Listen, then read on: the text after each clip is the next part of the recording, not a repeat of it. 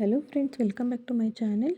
ನಾನಿವತ್ತು ತೆಂಗಿನಕಾಯಿಯಿಂದ ಹೋಳಿಗೆಯನ್ನು ಮಾಡಿ ತೋರಿಸ್ತಾ ಇದ್ದೀನಿ. ತೆಂಗಿನಕಾಯಿ ಹೋಳಿಗೆ ಮಾಡೋದು ತುಂಬಾ ಸುಲಭ. ಬನ್ನಿ ಹೇಗೆ ಮಾಡೋದು ಅಂತೇಳಿ ನೋಡ್ಕೊಂಬರೋಣ. ನಾನಿಲ್ಲಿ 3 ತೆಂಗಿನಕಾಯಿನ ತೊಗೊಂಡಿದ್ದೀನಿ. ತೆಂಗಿನಕಾಯಿ ತೊಗೊಂಡು ತುರಿದಿಟ್ಕೊತಾ ಇದ್ದೀನಿ. ಕಾಯಿ ಹೋಳಿಗೆ ಮಾಡೋದಕ್ಕೆ ಯಾವಾಗಲೂ ಬಲ್ತಿರೋವಂಥ ತೆಂಗಿನಕಾಯಿನೇ ತೊಗೋಬೇಕು. ಎಳೆಕಾಯಿ ಆದರೆ ಚೆನ್ನಾಗಿ ಬರೋದಿಲ್ಲ. ಎಲ್ಲ ತೆಂಗಿನಕಾಯಿನೂ ತುರಿದಿಟ್ಕೊಂಡಿದ್ದೀನಿ. ತುರಿದಿಟ್ಕೊಂಡಿರೋಂಥ ತೆಂಗಿನಕಾಯಿನ ಒಂದು ಮಿಕ್ಸಿ ಜಾರಲ್ಲಿ ಹಾಕ್ಕೊಂಡು ಸಣ್ಣದಾಗಿ ಗ್ರೈಂಡ್ ಮಾಡ್ಕೋಬೇಕು. ಇದಕ್ಕೆ ನೀರೇನು ಹಾಕೋಬಾರ್ದು, ಹಾಗೆ ಗ್ರೈಂಡ್ ಮಾಡ್ಕೋಬೇಕು. ಎಲ್ಲ ತೆಂಗಿನಕಾಯಿಯನ್ನು ಅದೇ ರೀತಿಯಾಗಿ ನಾನು ರುಬ್ಕೊಂಡು ಒಂದು ಕಪ್ ಮೆಜರ್ಮೆಂಟಲ್ಲಿ ಹಾಕೋತಾ ಇದ್ದೀನಿ.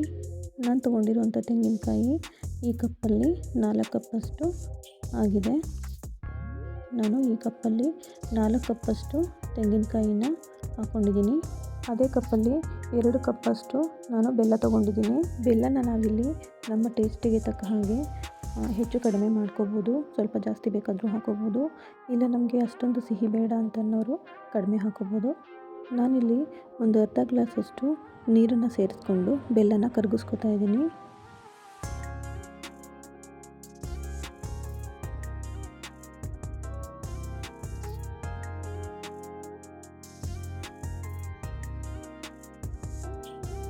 ಇವಾಗ ಬೆಲ್ಲ ಎಲ್ಲ ಕರಗಿದೆ. ಇವಾಗ ಇದನ್ನು ನಾವು ಫಿಲ್ಟರ್ ಮಾಡ್ಕೊಳ್ಳೋಣ.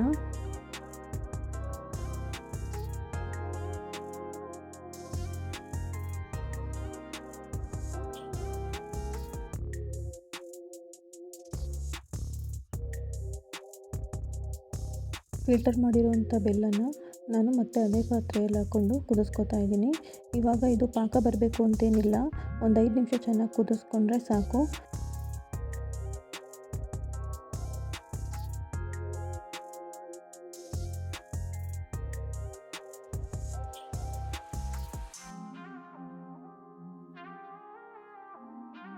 ಇವಾಗ ಇದಕ್ಕೆ ರುಬ್ಬಿಟ್ಕೊಂಡಿರೋಂಥ ತೆಂಗಿನಕಾಯಿ ತುರಿನ ಹಾಕಿ ಚೆನ್ನಾಗಿ ಮಿಕ್ಸ್ ಮಾಡ್ಕೊಳ್ಳೋಣ.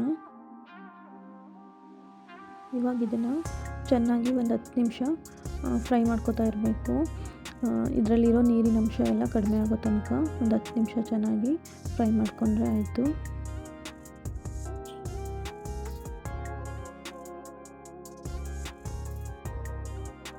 ನೋಡಿ, ಇವಾಗ ಇದರಲ್ಲಿರೋಂಥ ನೀರೆಲ್ಲ ಕಡಿಮೆ ಆಗಿದೆ.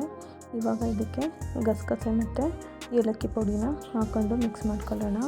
ಗಸಗಸೆನ ಲೋ ಫ್ಲೇಮಲ್ಲಿಟ್ಟು ಒಂದು 5 ನಿಮಿಷ ಚೆನ್ನಾಗಿ ಹುರಿದಿಟ್ಕೊಂಡಿರಬೇಕು. ನೋಡಿ, ಇವಾಗ ಇದರಲ್ಲಿರೋಂಥ ನೀರೆಲ್ಲ ಕಡಿಮೆ ಆಗಿದೆ. ನಾವಿವಾಗ ಇದಕ್ಕೆ ಗೋಡಂಬಿ ಮತ್ತು ಬಾದಾಮಿನ ಪೌಡರ್ ಮಾಡಿ ಹಾಕ್ಕೊಳ್ಳೋಣ. ನೋಡಿ ಫ್ರೆಂಡ್ಸ್, ಇವಾಗ ರೆಡಿ ಆಯಿತು.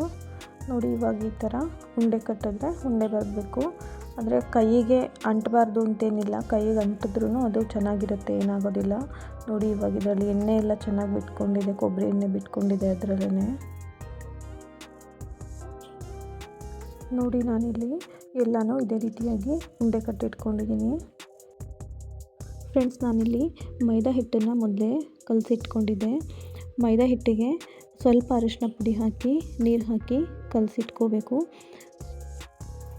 ಮೈದಾ ಹಿಟ್ಟನ್ನು ನಾವು ಒಂದು 2 ಅವರ್ ಮುಂಚೆನೇ ಕಲಸಿಟ್ರೆ ಒಬ್ಬಟ್ಟು ಚೆನ್ನಾಗಿ ಬರುತ್ತೆ.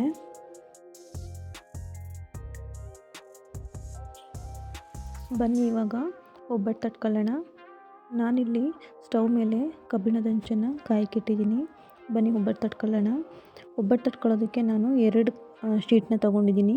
ಕೆಳಗಡೆ ಒಂದು ಶೀಟ್ ಹಾಕ್ಕೊಂಡಿದ್ದೀನಿ ಮತ್ತು ಮೇಲಿಂದ ತಟ್ಟೋದಕ್ಕೆ ಇನ್ನೊಂದು ಶೀಟ್ ತೊಗೊಂಡಿದ್ದೀನಿ. ಈ ರೀತಿಯಾಗಿ ಹೂರಣನ ಮೈದಾ ಹಿಟ್ಟೊಳಗಡೆ ಇಟ್ಟು ಸ್ಟಫಿಂಗ್ ಮಾಡಿ ಇಟ್ಕೋಬೇಕು. ಆಮೇಲೆ ಈ ರೀತಿಯಾಗಿ ತಟ್ಕೋಬೇಕು. ಮೇಲಿಂದ ಇನ್ನೊಂದು ಕವರ್ ಇಟ್ಟು ತಟ್ಕೊಂಡ್ರೆ ಆಯಿತು, ಚೆನ್ನಾಗಿ ಬರುತ್ತೆ.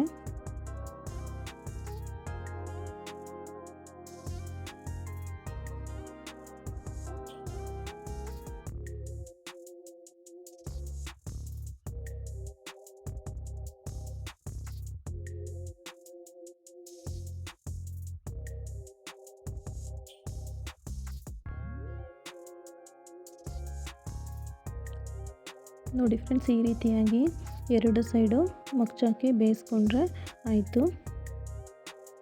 ನಾನು ಇದೇ ರೀತಿಯಾಗಿ ಎಲ್ಲ ಒಬ್ಬಟ್ಟನ್ನು ಬೇಯಿಸಿ ಇಟ್ಕೊಂಡಿದ್ದೀನಿ. ನೋಡಿದ್ರಲ್ಲ ಫ್ರೆಂಡ್ಸ್, ನಾನು ಮಾಡಿರೋಂಥ ಈ ಕಾಯಿ ಒಬ್ಬಟ್ಟು ರೆಸಿಪಿ ನಿಮಗೆಲ್ಲ ಇಷ್ಟ ಆಯಿತು ಅಂತ ಅನ್ಕೋತೀನಿ. ಇಷ್ಟ ಆಗಿದರೆ ಖಂಡಿತ ನೀವು ಕೂಡ ಟ್ರೈ ಮಾಡಿ. ಈ ವಿಡಿಯೋ ಇಷ್ಟ ಆಗಿದರೆ ಖಂಡಿತ ಒಂದು ಲೈಕ್ ಮಾಡೋದನ್ನು ಮರಿಬೇಡಿ. ಲೈಕ್ ಮಾಡಿ, ಕಮೆಂಟ್ ಮಾಡಿ, ಶೇರ್ ಮಾಡಿ. KP ರೆಸಿಪೀಸ್ ಚಾನಲ್ನ ಸಬ್ಸ್ಕ್ರೈಬ್ ಮಾಡ್ಕೊಳ್ಳಿ. ಈ ವಿಡಿಯೋ ನೋಡಿದ್ದಕ್ಕಾಗಿ ಎಲ್ಲರಿಗೂ ಧನ್ಯವಾದಗಳು.